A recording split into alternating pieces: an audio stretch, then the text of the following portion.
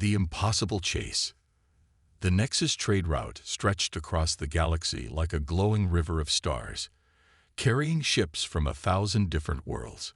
Captain Elena Vasquez had traveled this route countless times, but today felt different.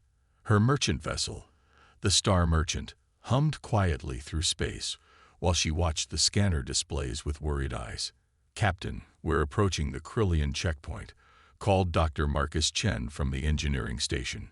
His weathered hands worked quickly over the control panels, checking their cargo holds one more time.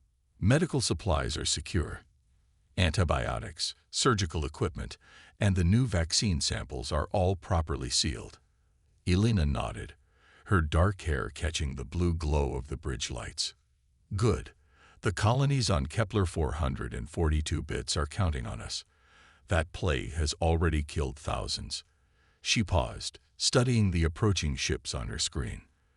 "But I don't like the look of this patrol fleet.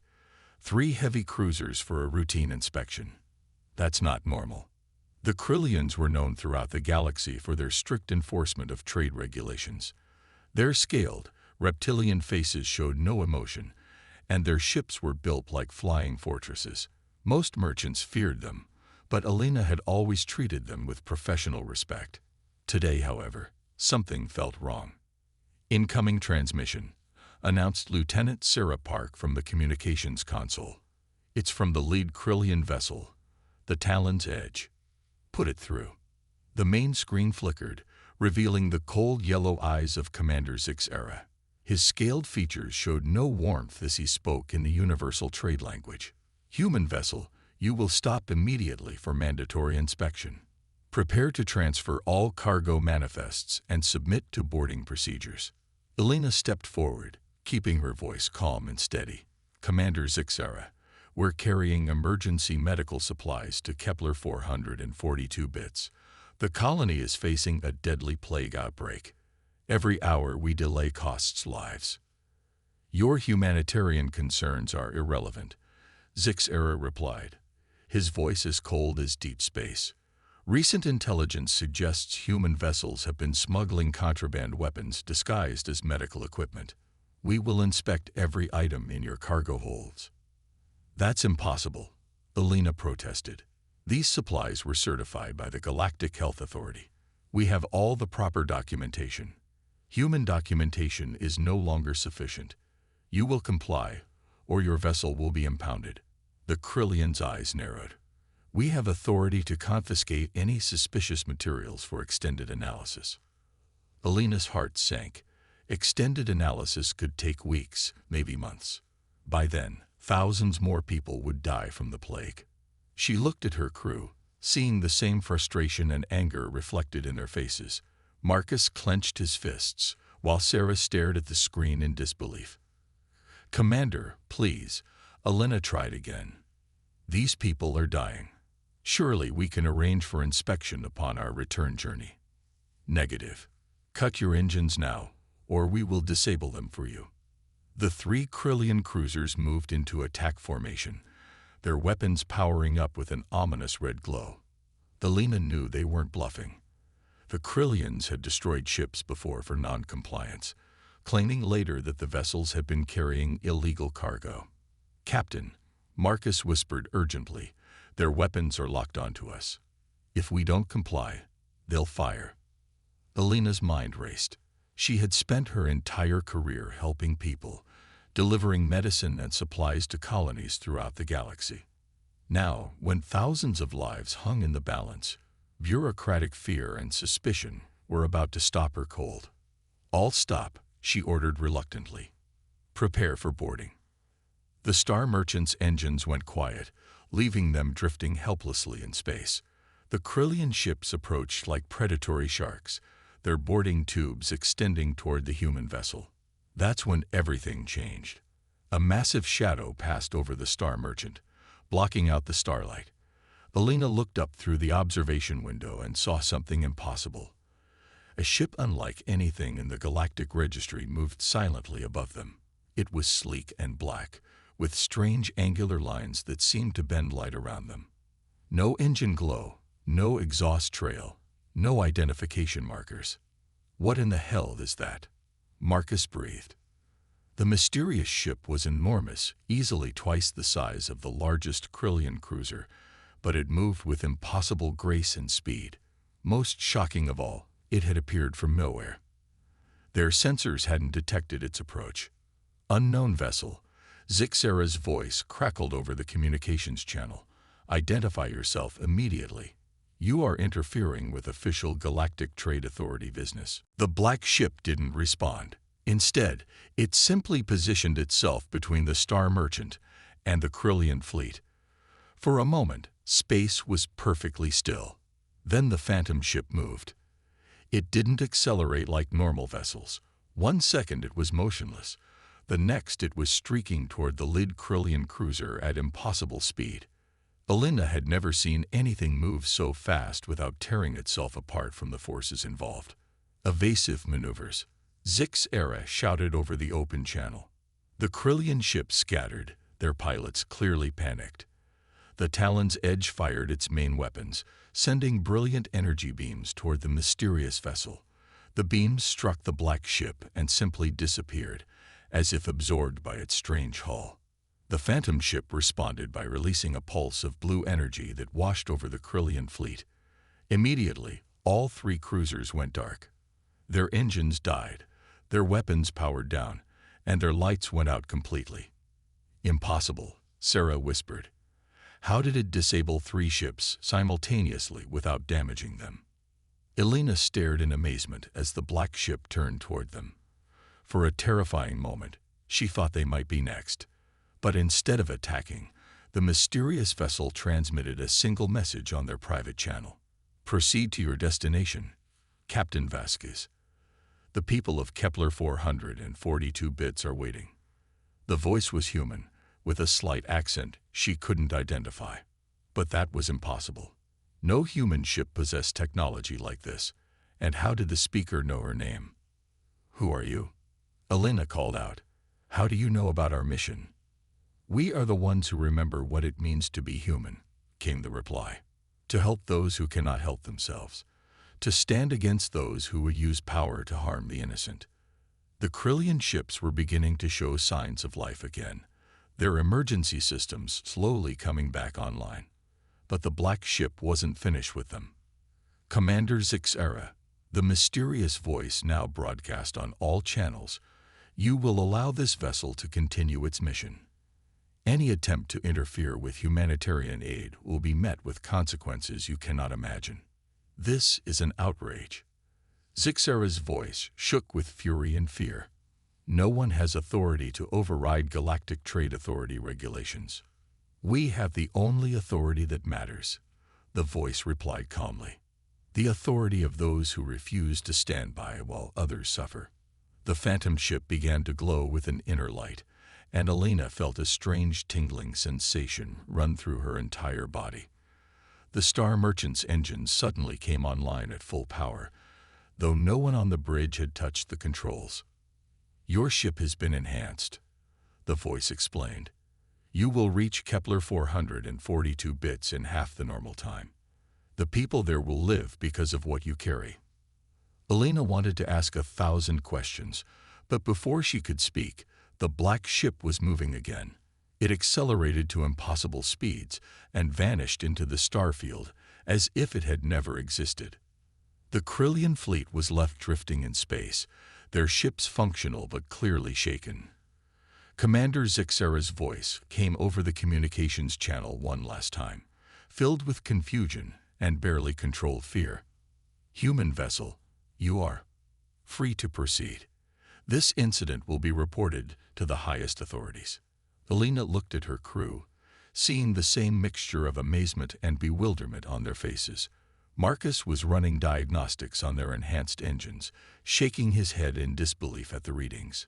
Captain, he reported, our drive system is operating at 300% normal efficiency. The modifications are beyond anything I've ever seen. This is decades ahead of our best technology. Sarah was monitoring communications channels, listening to the chatter from other ships that had witnessed the encounter. Everyone's talking about it, Captain. A ghost ship that appeared from nowhere and disappeared just as fast. but nobody got clear sensor readings. Elena took one last look at the space where the Phantom ship had been. Whoever they were, they had saved not just her mission, but thousands of lives on Kepler 442 bits. The enhanced engines would get the medical supplies there in time to stop the plague. Set course for Kepler 442 bits, she ordered. Maximum speed. As the Star Merchant jumped to faster-than-light travel, Elena couldn't shake the feeling that this encounter was just the beginning. Somewhere out there, humans with incredible technology were watching over their own kind. The question was, who were they, and why had they remained hidden until now? Behind them, the Krillian fleet slowly regrouped, but their confidence was shattered. They had just witnessed technology that defied everything they thought they knew about human capabilities. In the depths of space, the balance of power had shifted, and nobody knew what would happen next. The Phantom ship was gone, but its message was clear. Humanity was not as helpless as the galaxy believed. And somewhere in the darkness between the stars, Guardians were watching, waiting for the right moment to reveal themselves fully to the universe. The Guardians' return. Admiral Vorth stood in the command center of the massive Galactic Trade Authority battle station, his 8 tentacled arms working furiously across multiple control panels. The reports flooding in from across the galaxy all told the same impossible story. A Phantom ship, appearing from nowhere, defending human vessels against enforcement actions. "Show me the tactical analysis," Vorth commanded, his translator converting his native cetacean clicks into standard galactic language. The main display filled with holographic reconstructions of a dozen encounters over the past week. Each incident followed the same pattern. Human ships carrying aid supplies or conducting legitimate business would be stopped by various alien enforcement fleets. Then the black ship would appear, disable the alien vessels with unknown technology, and vanish without a trace. "Admiral," reported his chief intelligence officer, a crystalline being named Thex, "we've identified the Phantom vessel. Classification unknown, but analysis of engine signatures suggests human origin. The technology level is at least 50 years beyond anything in our databases." Vorth's large eyes darkened with concern. Humans had always been considered a minor species in galactic politics. They had decent technology, brave explorers, and strong moral convictions, but they lacked the resources and advanced science of the major galactic powers. This Phantom ship changed everything. "How many ships can we mobilize?" Vorth asked. "The entire 7th Fleet is assembled and ready. 43 vessels, including 6 dreadnoughts. If this human ship is hiding somewhere in the outer rim, we will find it." Deep in the asteroid fields of the Broken Chain, a region of space considered too dangerous for normal travel, the Phantom ship rested in a hidden base carved from the heart of a massive asteroid. The vessel's true name was the Phantom Runner, and it was far from alone. Commander Jake Morrison stood on the observation deck of the secret facility, looking out at a sight that would have shocked the galaxy. Dozens of advanced human ships filled the hidden docks, each one incorporating technology decades ahead of anything the galactic community had seen. Engineers and technicians moved between the vessels, making final preparations for what everyone knew was coming. Morrison was tall and lean, with prematurely gray hair and eyes that had seen too much war. His crew called him Reaper, a nickname earned during his years fighting pirates in the Outer Rim before the Phantom Project began. Now, 30 years later, he commanded the most advanced fleet humanity had ever built. "Commander," called Chief Engineer Rebecca Torres as she approached, "the fleet is ready. All ships report full combat readiness. The new stealth systems are operating at peak efficiency." Morrison nodded, still staring out at the ships that represented humanity's greatest secret. "How many people know the truth about us, Rebecca?" "Outside this base, maybe a dozen. The project was classified at the highest levels from the beginning. Even most of Earth's government doesn't know we exist." The Phantom Project had begun decades ago, when a small group of human military leaders and scientists realized a terrible truth. As humanity expanded into the galaxy, they were being systematically marginalized and oppressed by the major alien powers. Trade routes were restricted, colonies were denied resources, and human ships faced constant harassment under the guise of security inspections. The project's founders had made a difficult decision. They would develop advanced technology in secret, building a fleet capable of protecting human interests when official channels failed. The Phantom Runner and her sister ships were the result of that decision. "Sir," Torres continued, "we're receiving reports from our monitoring stations. The GTA has mobilized their 7th fleet. They're hunting for us." Morrison smiled grimly. "Let them come. It's time the galaxy learned what humans can really do when we're pushed too far." In space, Admiral Vorth's massive fleet moved through the outer rim like a pack of hunting predators. Advanced sensors swept every asteroid, every debris field, every possible hiding place. The Admiral was confident that sheer numbers would overcome whatever advantage the Phantom ship possessed. "Contact," announced the sensor operator aboard Vorth's flagship. "Large energy signature detected in the Broken Chain asteroid field. Unknown configuration, but definitely artificial. All ships, assume attack formation," Vorth ordered. "We will end this mystery today." The 7th Fleet moved toward the asteroid field in perfect coordination, 43 ships of various classes ready for battle. As they approached the largest asteroid, a section of its surface suddenly slid away, revealing the hidden base within. But what emerged was not a single Phantom ship. 12 sleek, black vessels rose from the hidden docks, each one identical to the mysterious ship that had been terrorizing alien enforcement fleets. They moved in perfect formation, their hulls seeming to absorb light rather than reflect it. "Impossible," Vorth breathed. "There's an entire fleet of them." The Phantom ships arranged themselves in a defensive screen, facing the much larger 7th Fleet without apparent concern. On the lead vessel, Commander Morrison stood on his bridge, surrounded by the most dedicated crew in human space. "Open a channel to the GTA fleet," Morrison ordered. His communications officer, Lieutenant David Kim, nodded. "Channel open, sir." Morrison stepped forward, his voice carrying clearly across space to every ship in the 7th Fleet. "Admiral Vorth, I am Commander Jake Morrison of the Human Defense Corps. You are threatening a legitimate human facility. Withdraw immediately." Human Defense Corps. Vorth's translated voice carried notes of confusion and anger. "No such organization exists in galactic records. You will surrender immediately and submit to authority boarding." "Admiral," Morrison replied calmly, "humanity has been submitting to alien authority for decades. We've watched our people suffer under unjust regulations while alien species prosper. We've seen human colonies denied basic necessities while alien worlds receive preferential treatment. That ends today." The largest GTA dreadnought moved forward, its weapons charging. "You are outnumbered 43 to 12. Surrender now, or we will destroy you." Morrison looked at his tactical display, noting the positions of every enemy ship. His Phantom fleet was indeed outnumbered, but numbers weren't everything. "Admiral, you're making a mistake, but if you insist on learning the hard way."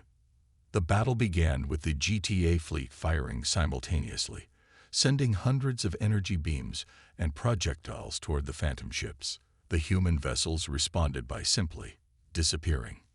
One moment they were there, the next they had vanished completely from all sensors. The alien weapons struck empty space, their energy dissipating harmlessly into the void. "Where did they go?" Vorth demanded. His answer came in the form of devastating attacks from impossible angles. The Phantom ships reappeared inside the GTA formation, their weapons firing precisely targeted bursts that disabled engines, weapons, and shields without destroying the vessels themselves. "Cloaking technology," Thex reported in amazement. "But the energy requirements should be impossible for ships of that size." Morrison's voice came over all channels as his ships danced through the alien fleet like ghosts. "We developed our technology out of necessity, Admiral. When you're outnumbered and outgunned, You learn to be creative. The Phantom ships moved with incredible speed and precision, each one targeting multiple enemy vessels. Their weapons were unlike anything in the galactic arsenal, firing beams of coherent energy that could selectively disable specific ship systems without causing casualties. Within minutes, half the Seventh Fleet was drifting powerless in space. The remaining ships tried to retreat, but the Phantom vessels pursued them relentlessly. Not to destroy, but to disable, proving their overwhelming technological superiority. "Admiral," Morrison's voice continued, "your fleet is defeated, but we're not interested in conquest. We're here to ensure that humanity receives fair treatment in galactic affairs." Vorth stared at his tactical display in shock. His mighty fleet, the pride of the Galactic Trade Authority, had been utterly defeated by a handful of human ships using technology that seemed like magic. "What do you want?" he finally asked. "Simple," Morrison replied. "An end to discriminatory practices against human vessels, fair access to trade routes, equal treatment in galactic commerce, and most importantly, no more interference with humanitarian missions." As if to emphasize his point, Morrison transmitted footage of the Star Merchants encountered with the Krillian fleet, showing how alien bureaucracy had nearly prevented life-saving medicine from reaching plague victims. "Humanity has tried to work within the system for decades," Morrison continued. "We filed complaints, attended conferences, and pleaded for fairness. The response has always been the same. Humans are a minor species, and your concerns are not a priority." The Phantom ships began to withdraw, regrouping near their hidden base. But Morrison wasn't finished. "Admiral, you will return to your superiors with a message. Humanity is no longer asking for fair treatment. We're demanding it. The Phantom fleet will continue to protect human interests wherever they're threatened. And as you've seen today, we have the capability to enforce our demands." Vorth's tentacles writhed with frustration and fear. The Galactic Council will never accept ultimatums from a minor species. Then perhaps it's time for the Galactic Council to reconsider what constitutes a minor species, Morrison replied. "We've been protecting human vessels across the galaxy for weeks now. Every successful defense, every disabled enforcement fleet, has been a message. Today was simply the loudest one yet." The Phantom ships began to fade from sensors again, their cloaking technology rendering them invisible. But Morrison's final words echoed clearly across space. "Tell the Council that humanity remembers its values. We believe in helping those who cannot help themselves. We believe in standing against oppression, even when we're outnumbered. And we believe that every sentient being deserves dignity and respect, regardless of their species size or political influence." As the Phantom fleet vanished into the asteroid field, Admiral Vorth was left with the wreckage of his career and a message that would change galactic politics forever. Humanity had revealed its hidden strength, and the balance of power would never be the same. Back on the observation deck of the hidden base, Commander Morrison watched the alien fleet limp away, their ships damaged but their crews alive. He had spent 3 decades preparing for this moment, building the technology and training the crews that would protect humanity's future. "Sir," Torres approached with a smile, "we're receiving reports from across the galaxy. Human vessels are moving freely through previously restricted trade routes. The alien enforcement fleets are standing down." Morrison nodded, feeling a weight lift from his shoulders. "Good. Maybe now our people can focus on what we do best: exploring the universe, helping those in need, and showing the galaxy what it really means to be human." The Phantom ships continued their patrols, no longer hiding in the shadows but serving as visible guardians of human interests. And throughout the galaxy, the word spread: humanity was not the minor species the aliens had believed. They were a force to be respected, feared, and above all, never underestimated again. The age of human oppression was over. The age of human strength had begun.